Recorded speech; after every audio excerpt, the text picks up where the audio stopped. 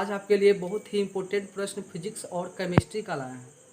उसमें पहला प्रश्न है, ओम का नियम किसे कहते हैं? कहता है, ओम का नियम जर्मन वैज्ञानिक जॉर्ज साइमन ओम ने सन 1827 ईस्वी में स्थिर ताप पर किसी चालक से विद्युत धारा को प्रवाहित किया तो उन्होंने देखा कि उस चालक के दोनों सिरों के मध्य उत्पन्न विभवांतर उसके धारा के समानुपाती होता है।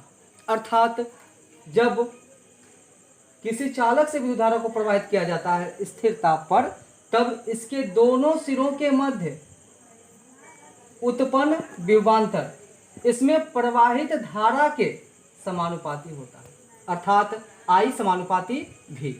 कहता है कि जब समानुपाती को हटाते हैं तो उसके बदले में बराबर का चिन्ह दिया जाता है, और यहाँ पे ओम का नियम में R कांस्टेंट मान लिया जाता है, और जहाँ R का मतलब प्रतिरोध होता है।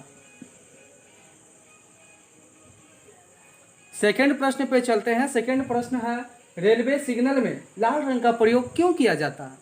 कहता है कि रेलवे सिग्नल में लाल रंग का प्रयोग किया जाता है क्योंकि उसका तरंगदैर्घ्य अधिक होने के कारण वह दूर से ही सुस्पष्ट दिखाई पड़ जाती है, जिससे व्यक्ति अपना सावधानी पूर्वक खतरों के रूप में उसे आसानी से समझ लेते हैं। इसलिए रेलवे सिग्नल में लाल रंग का प्रयोग किया जाता है।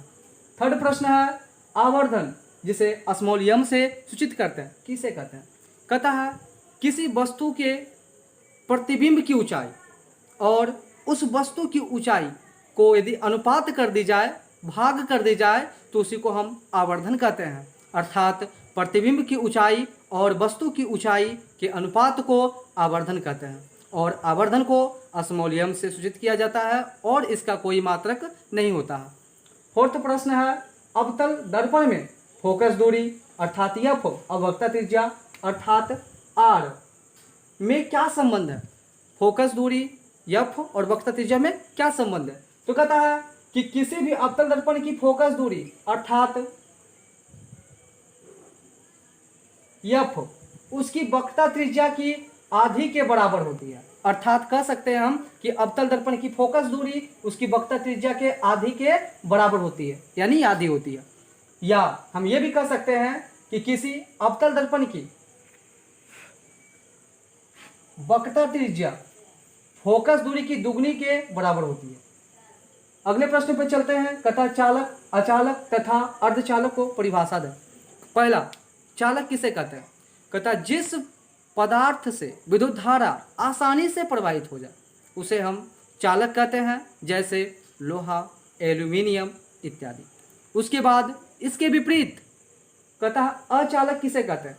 कहता है जिस पदार्थ से विद्युत धारा प्रवाहित ना हो उसे अचालक कहते हैं, जैसे रबड़, सूखी लकड़ी और टेबल, कुर्सी इत्यादि। इसके बाद अगला है कि अर्धचालक किसे कहते हैं? अर्धचालक चालक और अचालक दोनों अवस्था के मध्य वाले अवस्था को हम कहते हैं, अर्थात इसमें चालक का भी गुण मौजूद रहता है और अचालक का भी गुण मौजूद रहता है, जैसे सिलिकॉन, भींगी लकड़ी इत्यादि। अगला प्रश्न कहता है प्लास्टर ऑफ पेरिस बनाने की विधि को लिखें। प्लास्टर ऑफ पेरिस बनाने की विधि को लिखें। कहता है कि जब जिप्सम को अर्थात CuSO4 इंटू 2H2O को, इसी को जिप्सम कहा जाता है। कहता है जब जिप्सम को 125 डिग्री सेल्सियस तक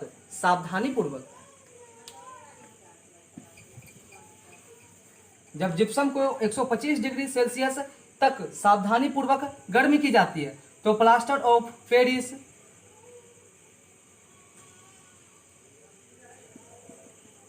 का निर्माण होता है, इसे कहते हैं प्लास्टर ऑफ पेरिस। यदि 125 डिग्री सेल्सियस से तापमान बढ़ा या घटा दिया जाए तो प्लास्टर ऑफ पेरिस नहीं बनता और इसका सांद्रण का गुण नष्ट हो जाता है। उसके बाद अगले प्रश्न पे चलते हैं। प्रकाश पुंज किसे कहते हैं? इसके प्रकारों का नाम बताएं। कहता है कि जब किरण समूह में रहे तो इसे प्रकाश पुंज कहते हैं, अर्थात प्रकाश के किरणों के समूह को प्रकाशपुंज कहते हैं और इसके 3 प्रकार हैं। पहला समांतर किरण पुंज, दूसरा संश्रित या अभिसारी किरण पुंज, तीसरा अपसरित या अपसारी किरण पुंज। उसके बाद नेक्स्ट प्रश्न पे चलते हैं, सोडियम को केरोसिन तेल में डुबाकर क्यों रखा जाता है?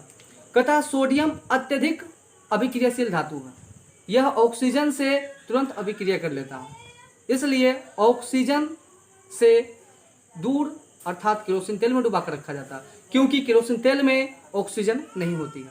जबकि यदि उसे पानी में डुबाकर रखा जाए तो पानी में भी ऑक्सीजन मौजूद होती है, इसलिए उसमें भी वह जल उठती है, इसलिए उसे केरोसिन तेल में डुबाकर रखा जाता है। अगले प्रश्न पे चलते हैं, कहता है इथेन प्रोपेन का संरचना सूत्र लिखें। पहला है इथेन, तो इसको बनाने के लिए सबसे मेन टॉपिक यहाँ पे ये देखा जाता है कि इसके अंत वर्ड जो है उसमें क्या प्रयोग किया गया। तो इसके अंत वर्ड में देख रहे हैं हम इथेन वाले टॉपिक का प्रयोग किया गया। एल्केन एल्कीन एल्काइन ग्रुप में से एल्केन ग्रुप का प्रयोग किया गया, क्योंकि इसके अंत में है एएनई, और एएनई के प्रयोग करने के उपरांत जिस वर्ड में एएनई का प्रयोग किया जाए, जिस यौगिक में एएनई का प्रयोग किया जाए, उसका फॉर्मूला होता है CnH2n+2, अर्थात एएनई वाले में 2 जुट जाता है और EnE वाले यौगिक में 2 छूट जाता है और BnE वाले में 2 घट जाता है। तो कहता है कि एएनई है इसलिए CnH2n+2। अब कहता इथ, तो कहता इथ का परमाणु संख्या होती है 2, इसलिए अब इस 2 को प्रत्येक फॉर्मूले में प्रयोग करते हैं, अर्थात n का मतलब यहाँ पे 2 हो रहा, तो n के स्थान पे 2 का प्रयोग करते हैं, तो यहाँ पे भी 2 का प्रयोग करेंगे। उसके बाद n है, यहाँ पे भी 2 का प्रयोग करेंगे। उसके बाद 2 है तो रहने देंगे, इसको हल करेंगे तो 2, फिर गुना करेंगे 2 × 2 तो 2 दूना 4, और प्लस ऐड करना है इसमें 2 तो हो जाएगा 6। 2 है, 2 में था इथ, अब इसका एल्केन ग्रुप था एएनई। अब इसका संरचना सूत्र बनाना है।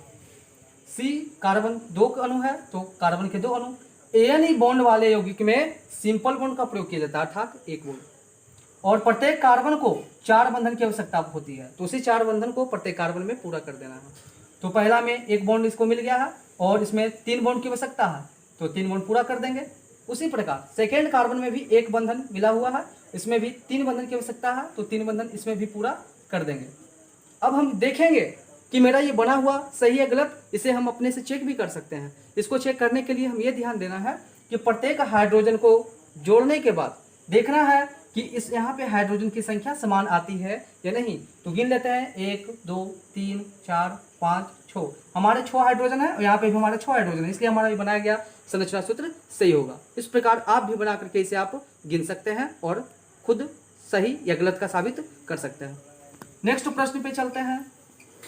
इसी में अगला प्रश्न था प्रोपीन।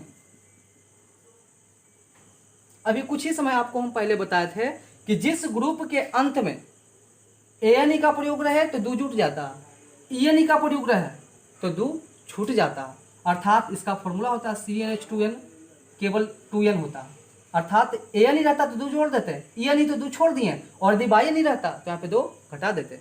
तो कहता है यहाँ पे प्रोप, ये प्रोप यौगिक जुड़ा हुआ है और प्रोप की जो परमाणु संख्या होती है अर्थात इसका नंबर जो होती है वह 3 होती है, यानी n बराबर हो गया 3। अब कहता है इस n के वैल्यू को इस फॉर्मूले में रखना है, तो n का मान 3 है, 3 रख देंगे। इसके बाद फिर यहाँ n है, इसलिए यहाँ पर फिर पुनः 3 का प्रयोग करेंगे। इसमें केवल मल्टीपल करना है, एडिशन नहीं इसमें करना है, अर्थात इसमें ऐड करने की क्रिया नहीं है, केवल मल्टीपल की प्रयोग है इसमें।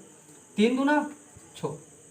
अब हम इसको हल करते हैं तो हमारा यह C3 3 दूना 6, इसी को हम बोलते हैं प्रोपीन।